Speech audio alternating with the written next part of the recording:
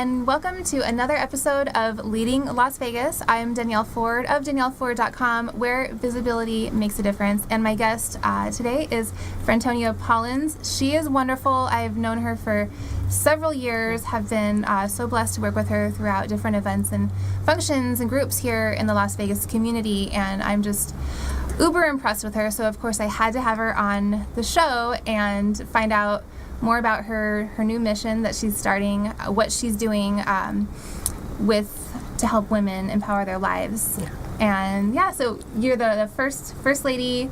What's your official title? So I'm America's First Lady of Empowerment. Love it. Yes. Can you tell us a little bit about what you do, what you have been up to the last couple of years with your business, and a little bit where you're going with it? Absolutely. So primarily, I guess I would be considered a success coach.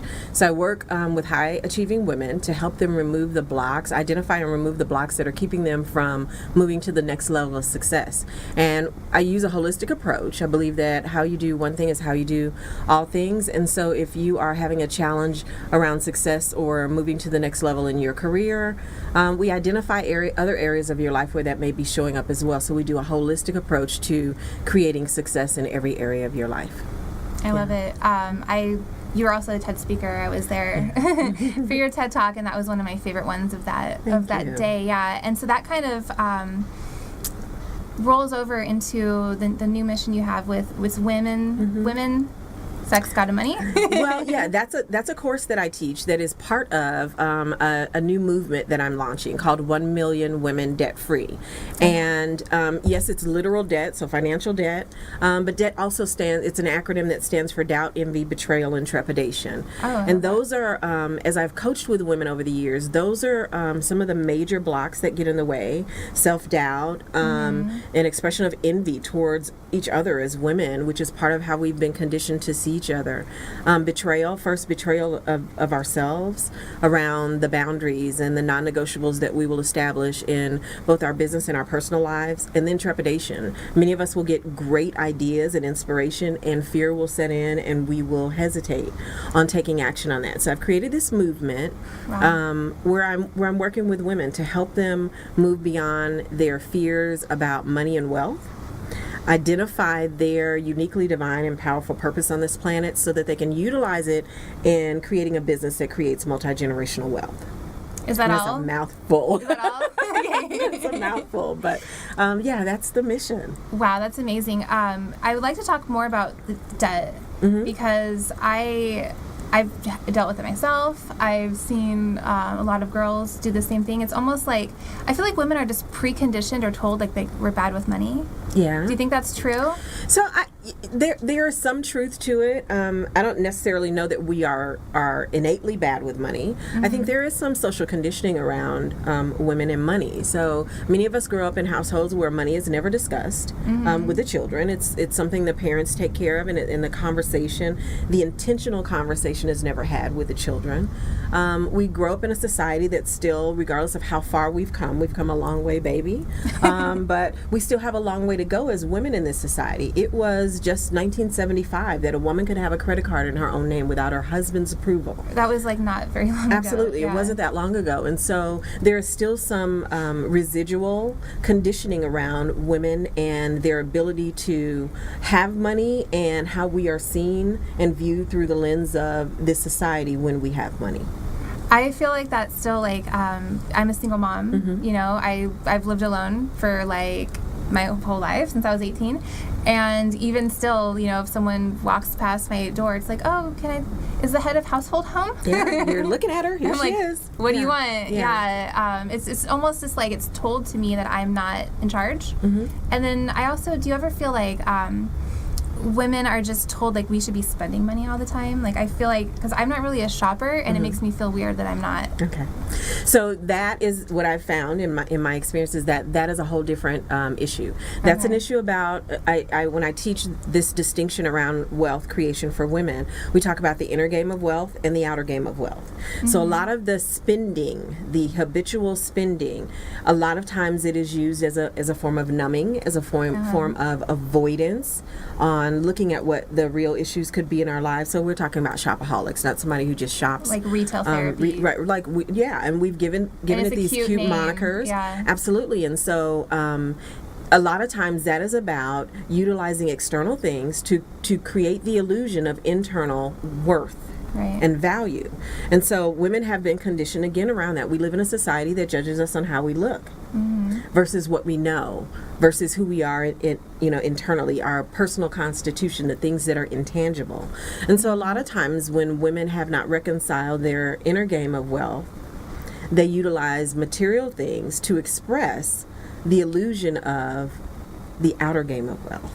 Yeah, almost like I can trick these people to see me differently. Absolutely. And then it'll almost start to tell me that I'm better. Well, it gives me a buffer between knowing the truth about what's going on with myself and dealing with it, and actually doing the work to deal with it.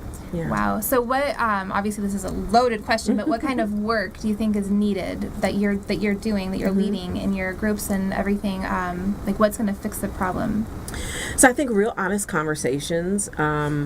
And as I described it before, it's a big umbrella with a whole lot of stuff under it. So honest conversations with women about where we have been historically and where we are now and what has taken place in between, the good that's taken place in between, and the areas of opportunity that still exist.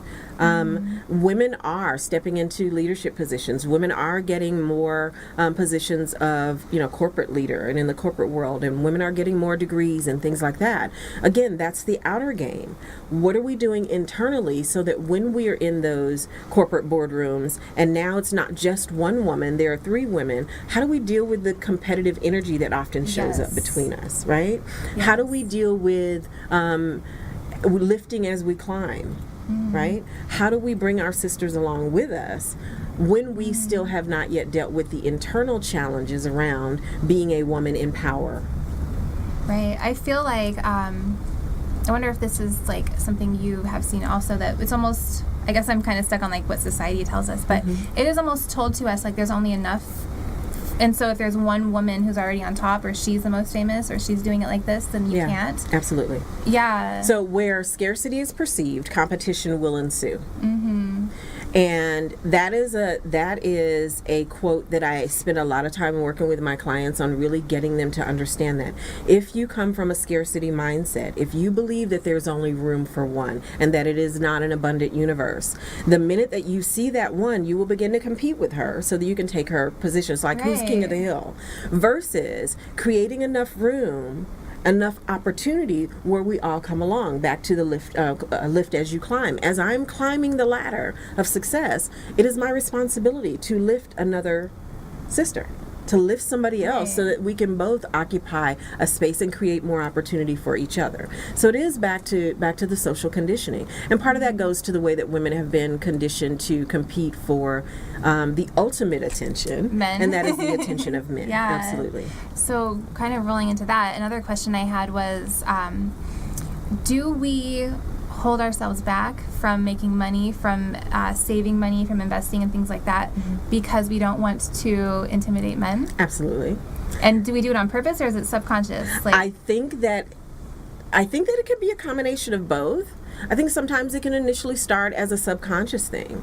And then at some point you go, when you're listening to what society, the chatter in society, the chatter in social media, where people will say, well, a man doesn't want a woman who earns more than he does, or, he doesn't want to move into your place, so you wait and you don't buy the house. Or I hear women say, well, I want to travel the world, but I'm going to wait until I have a husband, or I'm going to wait until I have the perfect mate.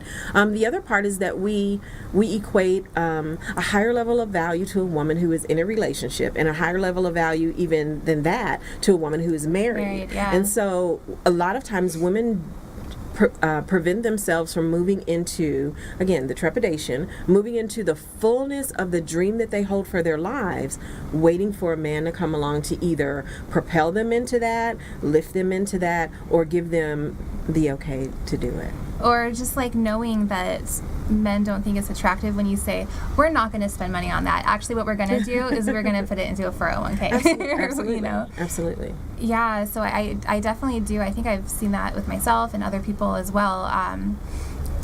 how do you think we could change like the perception, or do you think it's going to take men's help to do it, or do you think women need to be the ones to kind of just like demand what we're going to do?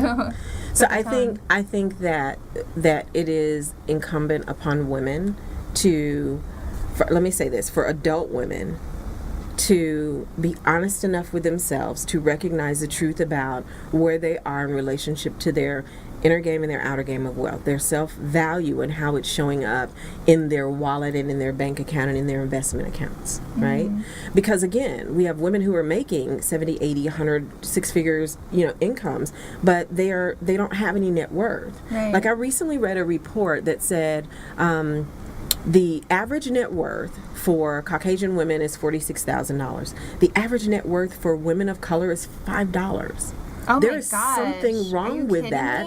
When, if you do further research, we control multi-billion dollars worth of money on an annual, right? So there's something going on there with the inner game. That's the first thing, that adult women have to acknowledge their challenges around money. Do you know the average net worth of like a white Caucasian man in I don't. I didn't. Don't have that? Okay. I didn't look that up. I'm gonna Google I have that. to look it up. Sorry, I didn't interrupt you. No worries. So I think adult women have to do that. Have to get honest about in the Black community we say it's not what you cop, it's what you keep. It's not what you make, Right. it's what you keep. It's how you're investing in and how your money is growing and working for you. The second thing we have to do as adult women is understand the game of money and how wealth is created. Like, stop avoiding the education. 50 years ago, I might have understood it. Now with Google at your fingertips and free online classes at your fingertips and coaching and mentoring available to you, there's no reason for us to not know how we can improve our financial situation. And then finally, from the time they're old enough to understand language, we must begin to talk to our children, especially our girls, about wealth. I have a daughter who happens to be 28 years old. She's but so beautiful. Thank you. From the time that she was young, I would sit her down. These are the bills. This is how much money is coming in. This is how we create our spending plan, our budget. At the time, I didn't know I was creating this program. You but had that's to. What, You were that's like what I was trying doing. to, Because I feel like we do our daughters, we do our children in general, but our daughters specifically in a world that's still, in a society that still has rape culture, in a society that still has patriarchal beliefs, in a society that still somehow gives this unspoken permission for women to be mistreated. We send our daughters out into the world like lambs to slaughter when we do not empower them in every way possible. And a girl who is sent out into the world with financial challenges, not understanding how to provide for herself, becomes prey. Oh my God. Stop it. That's going to be a quotable for sure. That's so good. Oh my gosh. I think you're absolutely right, especially here in Las Vegas. Absolutely. We see that a lot. Yeah. Do you think the first step for that is just finding a mentor, joining this group that you're leading now? Well, yeah, absolutely. I think joining 1 Million Women Debt Free is a perfect start. Like engaging yourself, sit down and look at your credit report. Like a lot of the places that are avoid it. You're just like, right. It's like if I don't look at it, it doesn't exist. Right. I tell people, audit your bank account. Look at where you're spending your money. Here's a quick tip for your viewers. Pull your bank statements for the last 90 days. Take a couple of different color highlighters. Use one color for eating out. Okay. Use another one for entertainment. Use another one for your bills and your living expenses. Take a look at where your money is going. You will be shocked at how the $5 latte adds up, or how the $15 lunch every day adds up. I did this for myself one time and found that I was spending $800 a month eating out. Holy moly. $800 a month. Right. Like ridiculous. Right. And I'm not saying if we work hard, we should play hard, but let's be smart with the way that we invest our money so that at one point in time, our money gives us a return on that investment. Even cutting down 10% and putting that away. Absolutely. Yeah. Absolutely. That's amazing. Thank you. You're welcome. This was so empowering. I can't wait to join your movement. How can the viewers find you on social media and also get connected with you to to talk Okay. to get all of it. Awesome. So 1millionwomendebtfree.com, Okay. and it's all spelled out, 1millionwomendebtfree.com. That will direct you to the Facebook group, and then once you sign up on the list, you'll get a free download. There's a list of top 10 things women can do to create conscious wealth. And on April 15th, we will be officially launching 1 Million Women Debt Free. So get on the list so you get the early information and be a part of this incredible movement. We're gonna create wealth for women and the next couple of generations of women. Yeah. Thank you so much. It's so needed. I mean, I'm going to share it far and wide because it's just, you're amazing. Thanks. Yeah. I appreciate that. Thank you. Thank you guys so much for tuning in. This has been another episode of Leading Las Vegas. I'm Danielle Ford, and I will see you in the next episode. Bye, guys.